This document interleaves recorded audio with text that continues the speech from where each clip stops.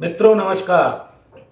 Parameter of law के इस channel में मैं आपका मित्र रिटायर्ड जज अशोक शर्मा आपका हार्दिक अभिनंदन करता हूं।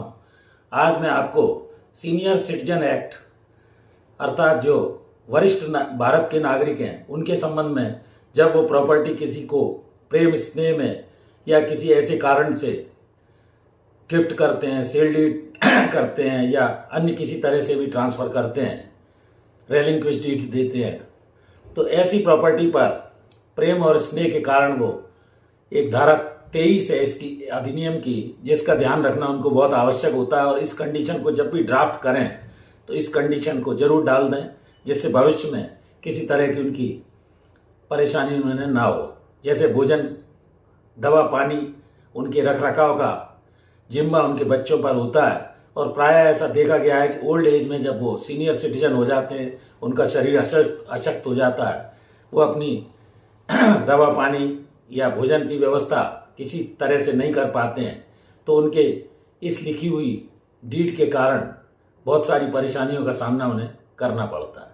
इस बात का ध्यान वो जरूर रखें। सेक्शन 23 इस बारे में बड़ा इंपॉर्टेंट है और कृपा करके जैसे प्रोसीजर टू बी, जब भी वो ऐसा डीड लिखें, taken by the senior citizen under section 23 of senior citizen parents act, maintenance of parents and senior citizen act 2007 है, उसकी धारा 23 ऐसा बोलती है।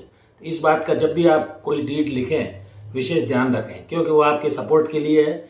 मेंटेनेंस जब आपका नहीं कोई करता है, सुरक्षा नहीं करता, दवा पानी का खर्चा नहीं देता है, आप अशक्त हो गए, ऐसी स्थिति में काफ़ी आपको परेशानी का सामना करना पड़ता है। तो इसमें कुछ डेफिनेशन सेक्शन 2 में दी गई है, जैसे चिल्ड्रन की डेफिनेशन दी गई है, इसमें डॉटर, सन, ग्रैंडसन वगैरह आते हैं।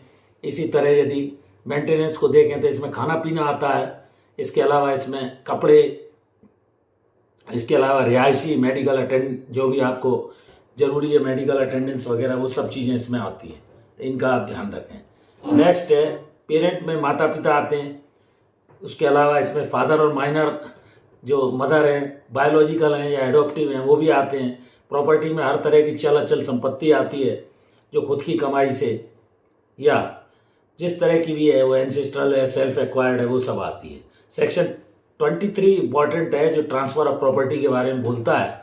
जब भी वो प्रॉपर्टी ट्रांसफर की जाए, ट्रांसफर ऑफ प्रॉपर्टी टू भी, अगर ऐसी शर्त धारा 23 की नहीं लगाई गई है तो ऐसी जो भी प्रॉपर्टी ट्रांसफर की गई है और उसका पालन वो बाद में नहीं किया जाता है, चाहे वो गिफ्ट डीड हो, सेल डीड हो, रेलिंक्विश डीड हो, तो उसका आप ध्यान रखें, है ना।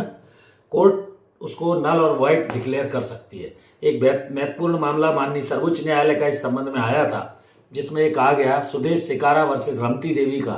ये 6 दिसंबर 2022 का जजमेंट है माननीय सर्वोच्च न्यायालय का कि जो लॉ ऑफ द लैंड है, डिसीजन है। इस सुदेश सिकारा वर्सेस रमती देवी के मामले में ये ठहराया गया कि अगर ऐसी कोई कंडीशन प्रॉपर्टी ट्रांसफर करते समय नहीं लगाई जाती है, जो बेसिक एम्यूनिटीज ओल्ड पेरेंट्स के बारे में बाद में उन्हें परेशानी का सामना करना पड़ता है, तो बेसिक एम्यूनिटीज, सुख सुविधा, सब्जेक्ट टू दी कंडीशन, ऐसी शर्त होना जरूरी है। ट्रिब्यूनल के पास जाकर अगर वो ऐसा कोई आवेदन लगाते हैं, इस केस में यही कहा गया कि ऐसी कोई कंडीशन नहीं है, तो हम इसमें, चूंकि लिखी नहीं है, हम इसमें इंटरफियरेंस नहीं कर सकते।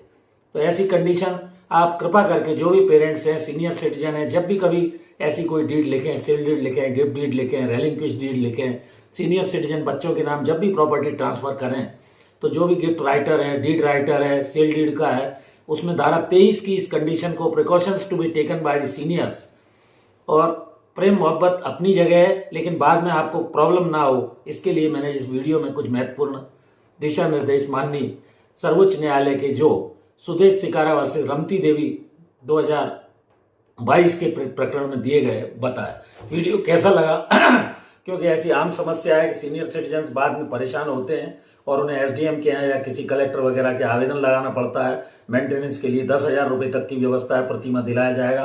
प्रॉपर्टी यदि छल बल बदमाशी से ले ली भी गई है तो उन्हें वापस दिलाई जाएगी।